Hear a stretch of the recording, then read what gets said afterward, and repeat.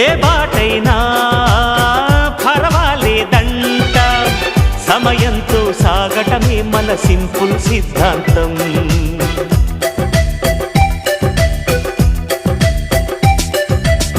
చిరుగాలికి పరిమళమిచ్చే సిరిమల్లెల వనమై ఉందాం, గగనాన్ని నేలను కలిపే హరివిల్లుల వంతెన అవుదాం.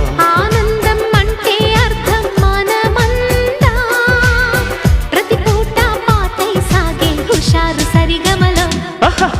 ఎన్నో ఎన్నో రాగాలుండే సంగీతం కాదా, చల్లకి నవ్వుల కేరింత.